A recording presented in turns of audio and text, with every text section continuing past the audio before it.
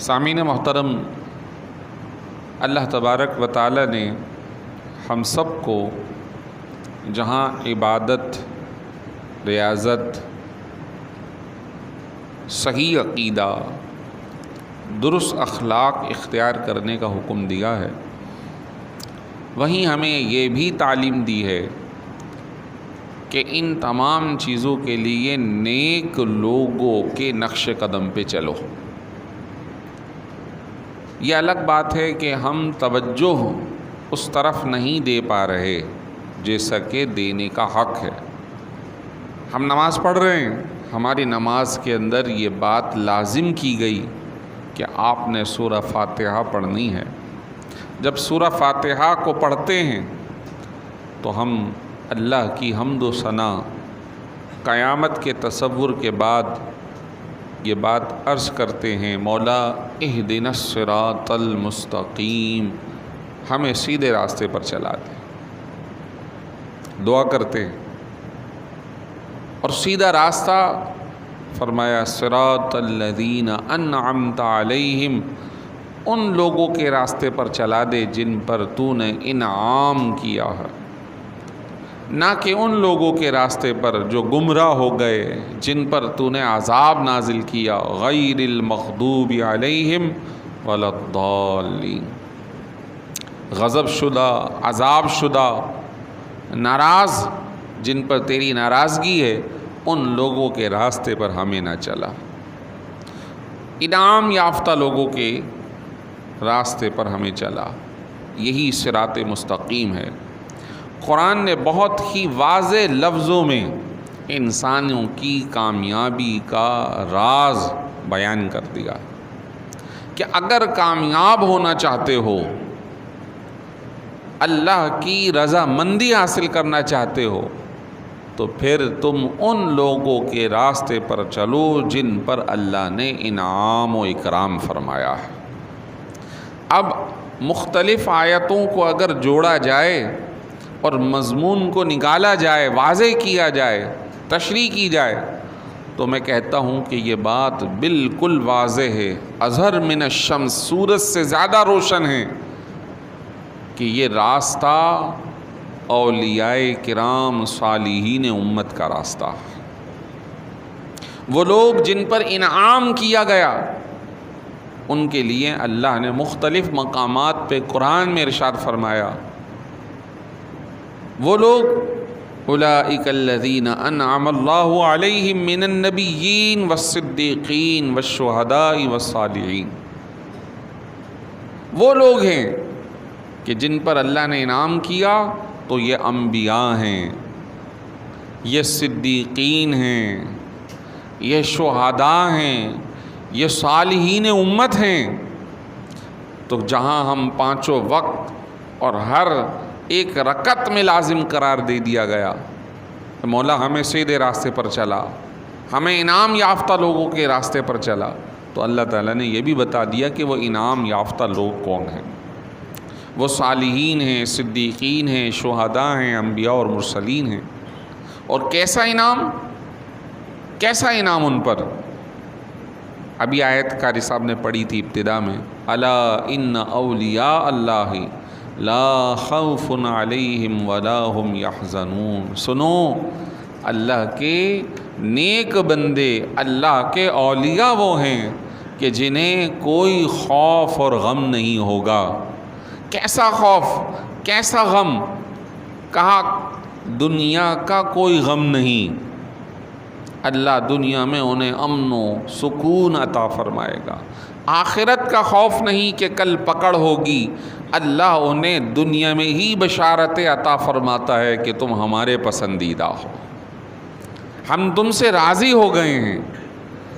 اولیاء اللہ کون ہیں؟ شرائط ولایت بیان فرمائی، الذین آمنوا وکانوا یتقون، اللہ کے ولی وہ ہیں جو صاحب ایمان ہیں اور شریعت مطہرہ کے پابند ہیں۔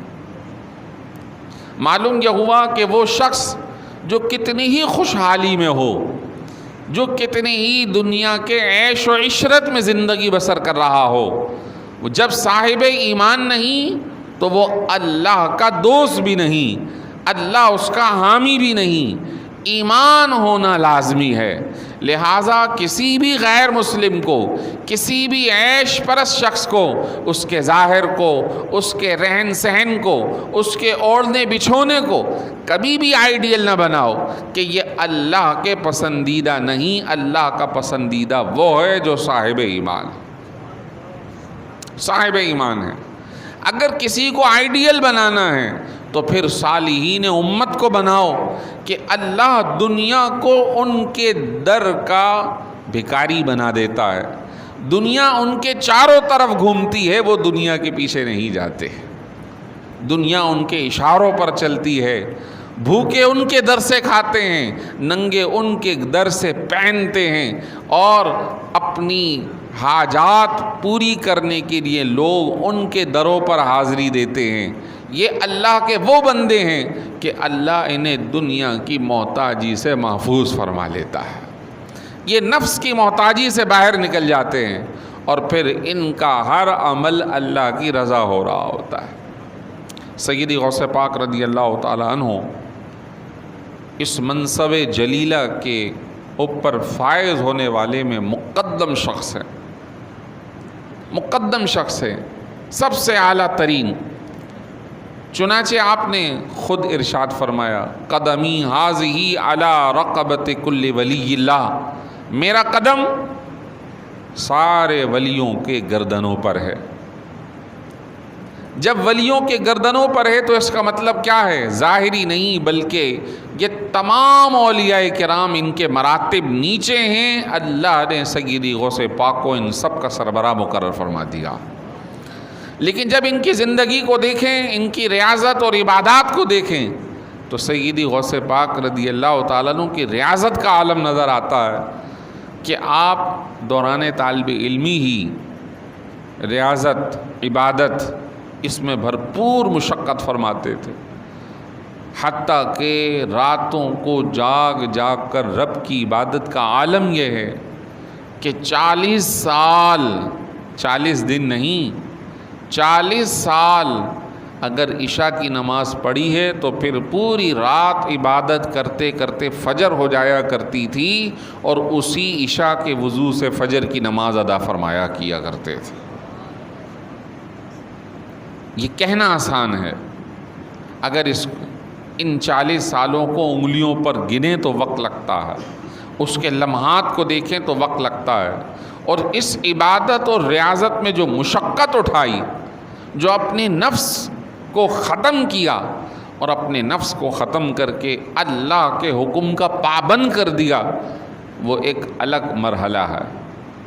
چنانچہ آپ کی ریاضات، آپ کی عبادات کے بارے میں آتا ہے کہ جب آپ فارغ التحصیل ہو کر، پڑھ لکھ کر، علم دین حاصل کر کے مزید عبادت کی طرف جب راغب ہوئے، تو پہلے ہی عبادت کا عالم یہ تھا کہ صبح سے شام تک پڑھتے تھے، اور جب اندھیرا ہو جاتا، لوگ آرام کرتے، تو سیدی غوث پاک کسی تنہائی کے گوشے کو اختیار کر کے عبادت کرتے، بغداد کے شہری علاقے سے نکل کر مضافات میں چلے جاتے تھے۔ اس بات کو وہ لوگ آسانی سے سمجھ سکیں گے جو گاؤں میں رہتے یا کبھی گاؤں میں رہ کر آئے ہیں، کہ آبادی ایک جگہ ہے اور دوسری طرف ویرانہ ہے، سنسان ہے۔ حضرت سیدی غوث پاک آبادی سے نکل کر تنہائی میں بیٹھ جاتے تھے۔ اس کو ہم اگر پچھلے تاریخی واقعات میں لے جائیں تو ہمارے پیارے رسول سید الانبیاء سرکار نامدار محمد رسول اللہ صلی اللہ علیہ وسلم ابھی مکے کی آبادی سے نکل کر غار حرا میں تشریف فرما ہوا کرتے تھے، بالکل الگ تھلگ، اور وہاں بیٹھ کر اپنے وظائف، اپنے معمولات اور یاد الہی، ذکر الہی میں مصروف ہونا۔ معلوم یہ ہوا کہ کچھ وقت ایسا ضرور نکالنا چاہیے جہاں ہم ہوں اور ہمارا رب، بندہ ہو اور بندے کے رب کی یاد ہو۔ یہ دنیا ایک ایسا سلسلہ ہے کہ اگر ہم فرد سے متعلق رہیں تو ہر آن ہر لمحے یہ دل ادھر ہی لگا رہتا ہے، اور بندے کی یاد، بندے کا تعلق مع اللہ جو جتنا مضبوط ہوگا تنہائی میں، اتنا مضبوط مجلس میں نہیں ہو سکتا۔ اس میں مختلف چیزیں اس کے پیش نظر ہوتی ہیں، لوگ مجھے دیکھ رہے ہیں، میں کیسا لگ رہا ہوں، میرا لباس کیسا لگ رہا ہے، لوگ کیا بولیں گے، کیا کہیں گے۔ جب تنہائی ہوتی ہے تو یہ سارے شیطانی وسوسے ختم ہو جاتے ہیں، بس ایک ہی معاملہ رہتا ہے کہ میرا رب مجھ سے راضی ہو جائے، میرا تعلق اس سے کیسا ہے۔ اس کو یاد کرنے کے لیے تنہائی اختیار کی جاتی ہے۔ سیدی غوث پاک رضی اللہ تعالیٰ عنہ اس ریاضت کے اندر جب مصروف تھے تو سیرت کی کتابیں کہتی ہیں کہ حضرت سیدی غوث پاک رضی اللہ تعالیٰ عنہ کے پاس حضرت سیدنا خضر علیہ السلام تشریف لاتے، اور جس طرح وہ اولیاء کرام کی تربیت کرتے ہیں، ان کی ڈیوٹی مقرر کی گئی ہے اور قیامت تک انہیں حیات دی گئی ہے۔ تو حضرت خضر سے ملاقات ہوئی اور حضرت خضر علیہ السلام ان سے مل کر ایک جگہ پر ان کو بٹھاتے ہیں اور کہتے ہیں کہ میری دوسری ملاقات تک آپ میرا یہیں انتظار کریں۔ آپ بیٹھے ہیں، عبادت کر رہے ہیں، ایک دن، 2 دن، مہینہ گزر گیا، 1 سال گزر گیا، 1 سال۔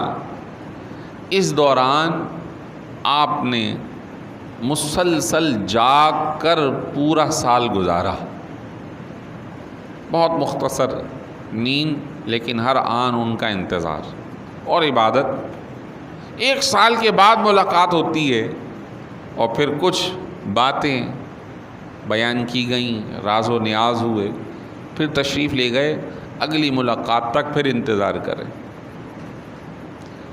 اس پورے سال آپ نے فقط پانی پی کر گزارا کیا اور اپنے نفس کو کھانے کی لذت کو ختم کرنے کا عادی بنایا۔ اور پھر 1 سال کے بعد جب وہ آئے، پھر کچھ راز و نیاز کے ابھی نفس کی کشش باقی ہے، تو پھر پینے کی رغبت کم کر دی گئی اور بس ذکر الہی میں مصروفیت۔ ایسا ہوتا ہے کہ جب اللہ کی یاد میں مصروف ہو جاتے ہیں تو کھانا پینا اس کا ہوش نہیں رہتا۔ اس کی مثال سرکار دو عالم صلی اللہ علیہ وسلم کے غار حرا کے واقعے سے ملتی ہے کہ سیدہ خدیجۃ الکبریٰ رضی اللہ تعالی عنہ جب سرکار دو عالم صلی اللہ علیہ وسلم غار حرا میں جاتے تھے تو کچھ کھانا باندھ کر دے دیتی تھی 2-3 دن کا، اگرچہ کہ اتنے وقت کے اندر وہ خراب ہو جائے گا، تو خشک کھانے تاکہ وہ ضائع نہ ہو۔ 2-3 دن، 4 دن، 5 دن گزر جاتے، سرکار نہیں آتے، معلوم ہے کہ وہیں ہوں گے، تو نیا ٹفن بانا اور پھر چلی گئیں، تو دیکھا وہ کھانا جو پہلے دیا تھا وہ ویسا کا ویسا رکھا ہے، سرکار دو عالم صلی اللہ علیہ وسلم ذکر الہی میں مصروف ہے۔ کہ جب لذت آشنائی ہو جائے تو پھر ساری لذتیں بیکار ہو جاتی۔ یہ ہم کیونکہ اس لذت سے محروم ہیں، اس وجہ سے ہمیں احساس نہیں، ہماری نفس ہم پر غالب ہے، تو ہم یہ سوچنے پر مجبور ہیں ایسا کیسا ہو سکتا ہے کھانا پینا چھوٹ جائے۔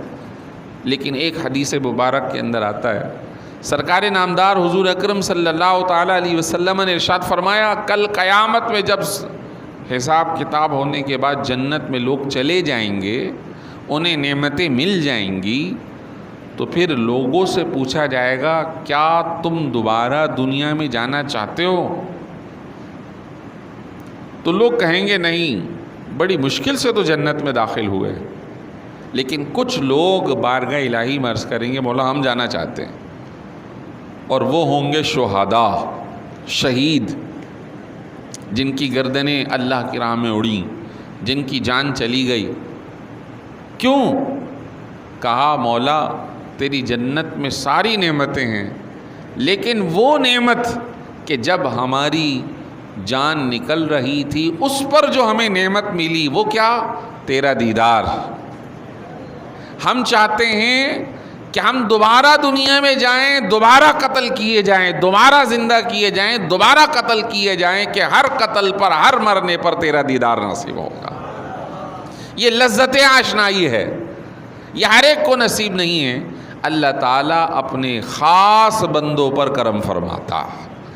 سیدی غوث پاک رضی اللہ تعالیٰ ان لذت آشنائی والوں میں مقدم نظر آتے ہیں کہ اللہ تعالیٰ نے ان کو وہ مقام عطا فرمایا کہ ہر آن اللہ کی بارگاہ میں حضوری رہا، اس کی رضا پر راضی تھے، اپنے نفس کو ختم کر دیا تھا، پھر یہ دنیا کے اندر جو کچھ ہے ان کے تابعدار بنا دیا گئے۔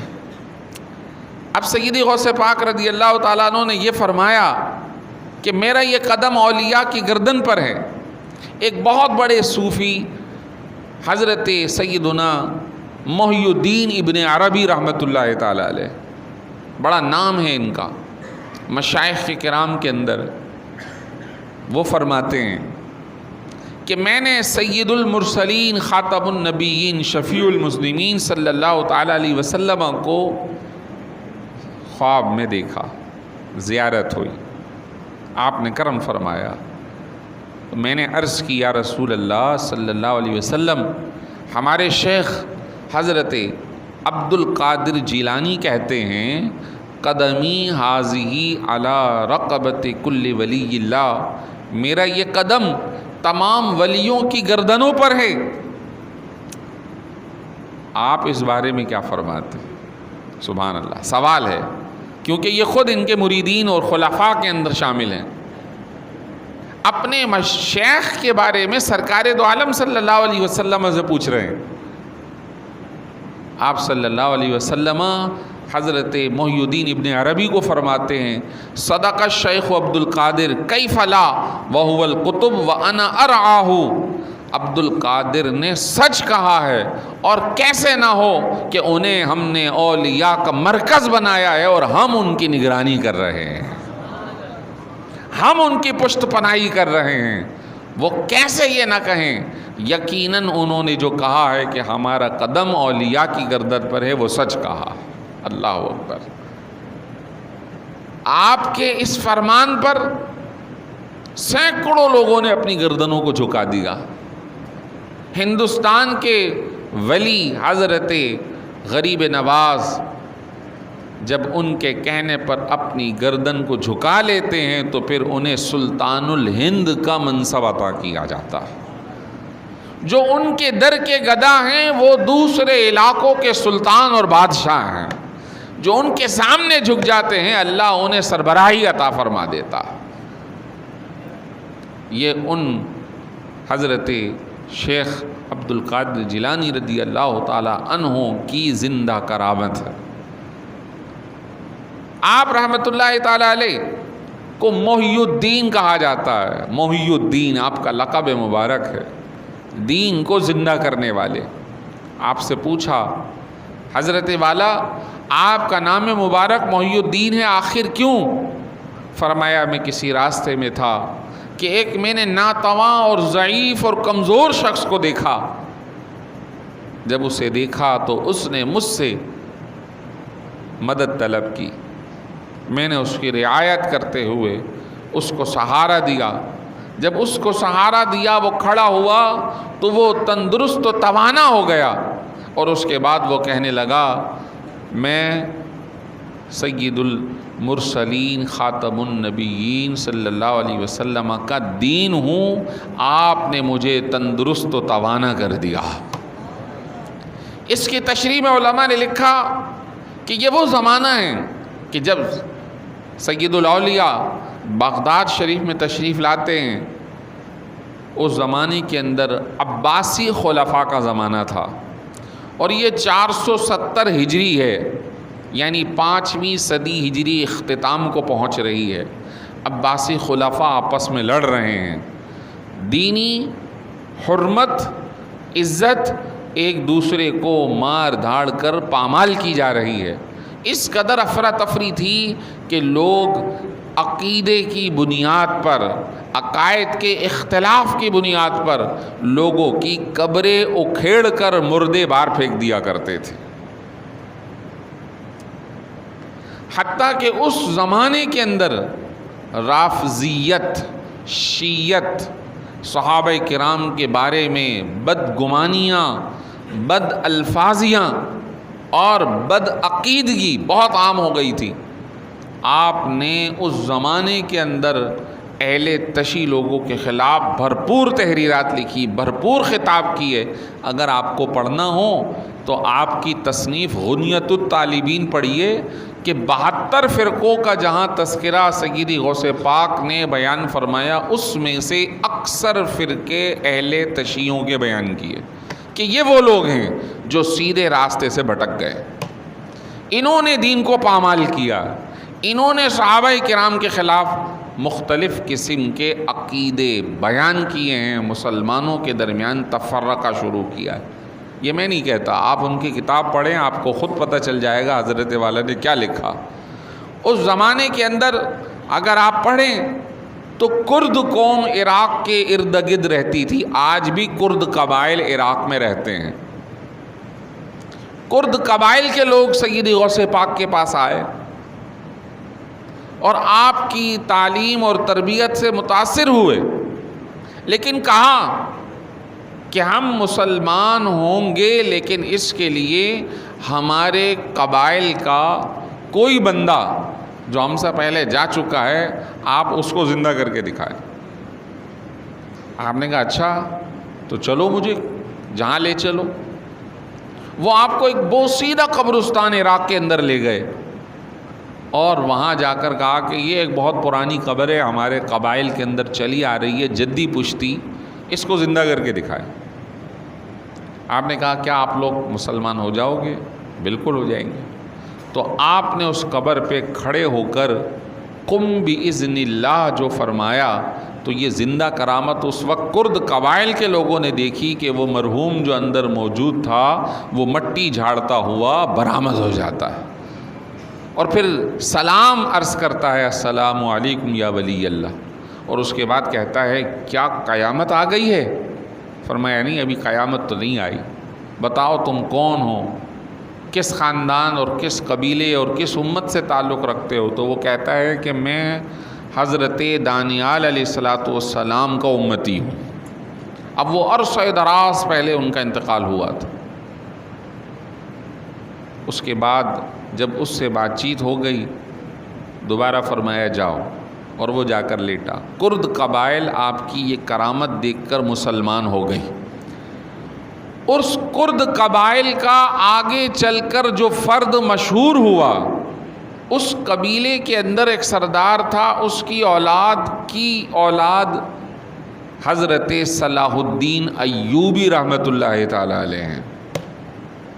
اور آپ پڑھیے تاریخ کی کتابیں کہ جس زمانے کے اندر عراق بہت عروج پر تھا، عباسی سلطنت تھی، فلسطین بھی مسلمانوں کے قبضے میں تھا، لیکن عیسائیوں نے اس زمانے میں فلسطین پر حملہ کر کے بیت المقدس پہ قبضہ کر لیا تھا، کئی لوگوں کو مارا، شہید کیا، حتیٰ کہ اکثر لوگ وہاں سے ہجرت کر کے عراق کی طرف گئے۔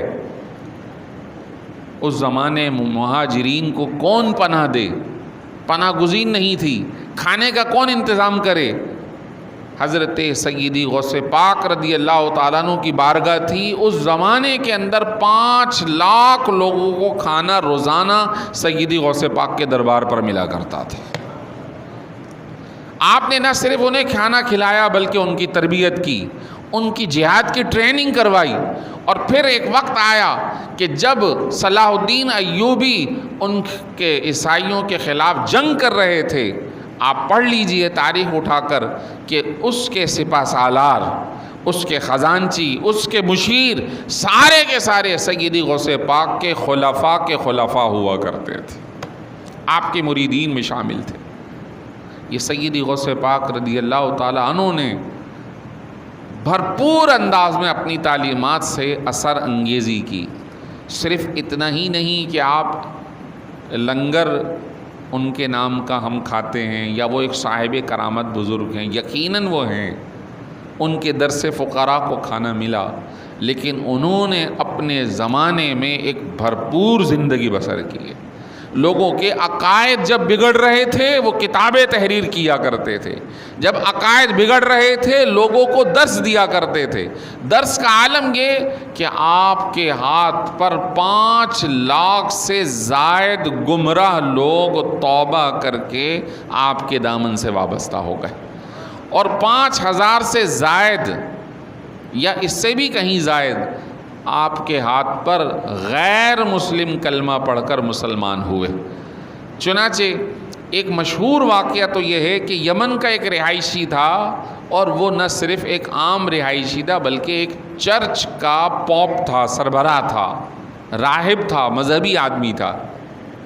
اس نے قرآن پاک کو پڑھا یا کسی بھی طریقے سے اس کے دل کے اندر یہ خیال پیدا ہوا کہ میں مسلمان ہو جاؤں، لیکن اس مسلمان ہونے کے لیے وہ یہ شرط عائد کرتا ہے کہ میں اس کے ہاتھ پہ مسلمان ہوں گا جو اس وقت سب سے زیادہ معزز آدمی ہوں۔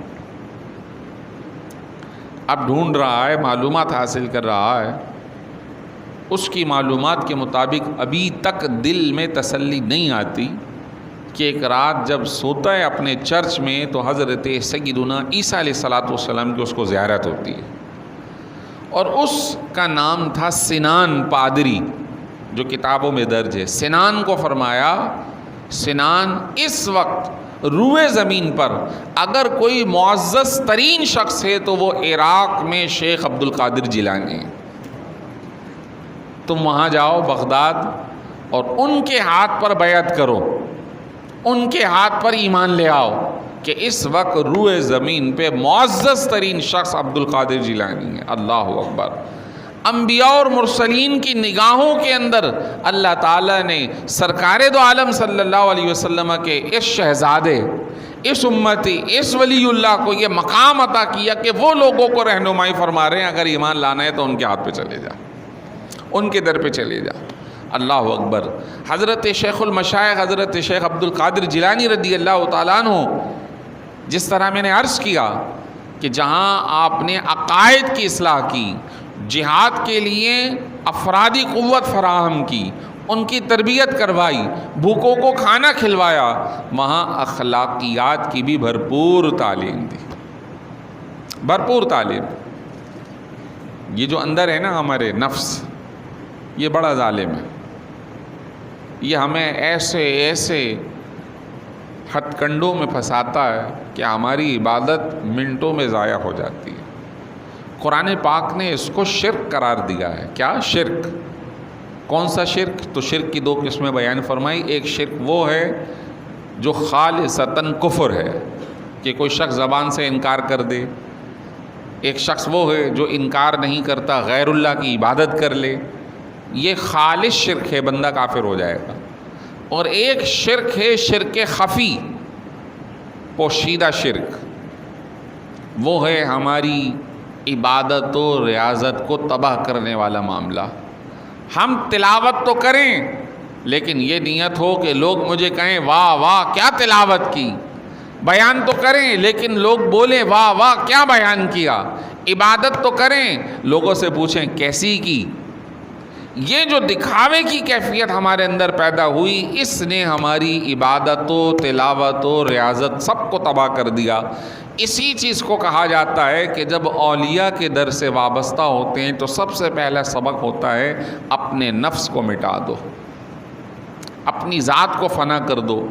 اور جب صوفیاء کرام کی تعلیمات میں جائیں تو 2 چیزیں ملتی ہیں، ایک ہے وحدت الوجود، ایک ہے وحدت الشہود۔ یہ بڑی تعلیم ہے کہ جب بھی تم کوئی کام کرو تو اپنی ذات کی نفی کر دو اور یہ پیش نظر رہے کہ ہر آن ہر لمحے جو ذات مؤثر ہے وہ فقط اللہ تبارک و تعالیٰ کی ذات ہے۔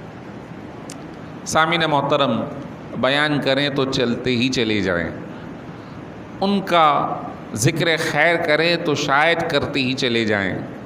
ہم کمزور و ناتواں ہیں لیکن یقیناً وہ بہت بلند و بالا ہیں۔ میں آخر کے اندر حضرت سیدی غوث پاک کے اشعار اپنی طرف سے نہیں، وہ جو آپ نے ارشاد فرمائے جس کو ہم قصیدہ غوثیہ کہتے ہیں، چاہتا ہوں کہ کچھ وہ آپ کے سامنے پیش کروں کہ حضرت والا نے خود اپنے بارے میں کیا ارشاد فرمایا اور کس طرح اللہ تعالیٰ نے ان کو مقام علیٰ عطا فرمایا، تو جس کو آپ رحمۃ اللہ تعالیٰ علیہ نے خود اپنی زبان کے اندر ارشاد فرمایا ہے، اس کو سماعت کیجئے اور خود اپنے مقام کا تذکرہ وہ کیسے کرتے ہیں۔ اللہ اکبر۔ ارشاد فرمایا، مقام میرا دیکھنا ہے تو سنو، سقان الحب کاسات الوصال، محبت الہی نے مجھے ملاپ کے، رب کی بارگاہ سے تعلق کے جام بھر بھر کے پلائے ہیں، یعنی خوب تعلق اللہ نے مجھے عطا فرمایا ہے۔ فَقُلْتُ لِخَمْرَتِي نَحْوِ تَعَالِي، اور میں نے اپنے جام کو کہا اور آ دوڑ کر آ، یعنی یہ باتیں، یہ وصال کی کیفیت اے اللہ تو مجھے اور عطا فرما۔ جب میں نے اس سے کہا تو سعت و مشت، وہ دوڑی چلی، لِنَحْوِ فِي كَؤُوسٍ، جام میں بھر بھر کر میری طرف دوڑ کر آئی۔ فہمت بسکرتی بین الموالی، تو میں اپنے دوستوں میں سب سے زیادہ اس نشے، اس کیفیت، اس اللہ کے وصال میں بالکل گم ہو گیا۔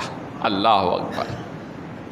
یعنی جو خاص اللہ کا کرم کسی ولی پر ہوتا ہے، فرمایا ان سب میں بڑھ کر وہ جام محبت اللہ نے مجھے پلائے۔ اور پھر حالت یہ ہے، فرمایا فَقُلْتُ لِسَائِرِ الْأَقْطَابِ لُمُّوا بِحَالِي، میں نے پھر سارے کتب اولیاء کو کہا آؤ میرے رنگ میں رنگ جاؤ، میرے رنگ میں رنگ جاؤ، وَادْخُلُوا، اور مجھ میں داخل ہو جاؤ، انتم رجالی، تم تو میرے ہی بندے ہو، تم تو میرے ہی ہو، تم میرے رنگ میں رنگ جاؤ۔ یہ جو لفظ ہے نا، رنگ میں رنگ جانا، اللہ اکبر، جب اللہ تبارک و تعالیٰ یہ کیفیت عطا فرما دے، جب اللہ تبارک و تعالیٰ اپنی محبت کی یہ کیفیت عطا فرما دے، آپ یقین مانیں کہ زندگی کا اصل مرکز و محور اور مقصد عالی تو ہے ہی ہے کہ جب عبادت کرو تو کچھ نہ ہو، بس پیش نظر خدا ہی خدا ہو۔ محبت جب مل جائے، اللہ اکبر، ارشاد فرمایا ہمو وشربو انتم جنودی، ارے جو محبت کے جام میں نے پیے ہیں تم بھی پی لو، جس رنگ میں میں رنگا ہوں تم بھی رنگ جاؤ، تم تو میرا لشکر ہو۔ اللہ اکبر۔ فسقان القوم، فساق القوم بالوافی ملالی، اور سنو، جو قوم کو محبت کے جام پلانے والا ہے اس نے مجھے لبا بھر کر پلائے ہیں۔ اللہ اکبر۔ وہ سرکار دو عالم محمد الرسول اللہ صلی اللہ علیہ وسلم کے در سے یہ محبت کے جام ملتے ہیں، جو جام وہاں سے چلے، وہ محبت الہی، وہ رنگ الہی جو اللہ تعالیٰ نے آپ کو عطا فرمایا، تو آپ نے اپنے امتیوں کو، اور ان امتیوں کے اندر سیدی غوث پاک رضی اللہ تعالیٰ عنہ کا عطا فرمایا۔ فرمایا سنو، بات کے سارے ولیوں کا عالم کیا ہے؟ فرمایا شربتم فضلتی، تم نے تو میرا بچا ہوا پیا ہے، سمجھ رہے ہیں؟ تم نے تو میرا بچا ہوا پیا ہے، من بعد سکری، میرے اس نشے محبت میں گم ہو جانے کے بعد، میرے اس میں وارفتہ ہو جانے کے بعد بچا ہوا تم نے پیا ہے۔ تو جو بچا ہوا ہوتا ہے وہ تھوڑا ہوتا ہے، اور جو پہلے پیا جاتا ہے وہ زیادہ ہوتا ہے۔ جب ہی کسی نے پوچھا حضرت والا آپ منصور حلاج کے بارے میں کیا فرماتے ہیں؟ یہ منصور حلاج وہ تھے کہ جب محبت کے جام انہیں پلائے گئے تو ان کی زبان سے ان کا نفس ختم ہو کر ان کی زبان سے یہ الفاظ ادا ہوا کرتے تھے، انا الحق، میں خدا ہوں۔ بزرگوں نے فرمایا کہ بھئی یہ تو غلط بات ہو گئی، ان کے اوپر فتویٰ لگا، ان کو سولی دی گئی، حتیٰ کہ الحاد اور بی دینی کا فتویٰ ہونے کی وجہ سے ان کو جلا دیا گیا کہ کہیں ایسا نہ ہو کہ لوگ ان کی بھی تربت بنا کے پھر ان کے بھی تابع دار ہو جائیں۔ تو سمندر میں راکھ بہا دی گئی۔ جب وہ راکھ لہروں میں پڑی تو لہریں جب آگے پیچھے ہوا کرتی تھیں، ان لہروں سے آواز آیا کرتی تھی، انا الحق، انا الحق، انا الحق. تو کسی نے سیدی غوث پاک سے پوچھا حضور آپ منصور حلاج کے بارے میں کیا فرماتے؟ فرمایا کہ ملا تو ان کو بھی تھا لیکن وہ سنبھال نہ سکے. تم ہمارا سننا چاہتے ہو تو سنو. لو القیت سری فی جبال لدکت واختفى بین الرمال. اگر میں اپنے راز وہ محبت کے جام کسی پہاڑ پر ڈال دوں تو یہ پہاڑ برداشت نہ کر سکے, یہ ریت ریزہ ریزہ ہو کر دوسری ریت میں مل جائے. اللہ اکبر. اگر سمندر پہ ڈال دوں تو یہ سمندر تہ میں بیٹھ جائے. یہ وہ محبت کے جام تھے, یہ وہ راز و نیاز تھا, یہ وہ مقام تھا جو اللہ تعالیٰ نے سیدی غوث پاک رضی اللہ تعالیٰ عنہ کو عطا فرمایا. اپنی قسمت پہ ناز کرنا چاہیے کہ اللہ نے ہمیں ایسے پیارے بندے کا تابعدار بنا دیا جائے کہ ہم ان کے نام کو استعمال کریں, ہم ان کے نام پہ لنگر کھائیں, ہم ان کے نام کی محفلیں سجائیں, لیکن ان کے کسی عمل کو اختیار نہ کریں. تو یقیناً اس کی برکتیں ہیں, انکار نہیں ہے. حضرت کے نام کی برکتیں ہیں کہ اللہ تعالیٰ ان کی برکت سے کھلا رہا ہے, ہمیں پلا رہا ہے, ان کی برکت دے رہا ہے. لیکن برکت اگر اعلیٰ ترین چاہیے تو پھر ہمیں ان کے رنگ میں رنگنا ہوگا, ان کے رنگ میں رنگنا ہوگا. اب ایک چھوٹی سی بات بتاؤں, ویسے تو میں نے کہا ختم کر رہا ہوں, چھوٹی سی بات عرض کر رہا ہوں کہ ان کا عالم کیا تھا.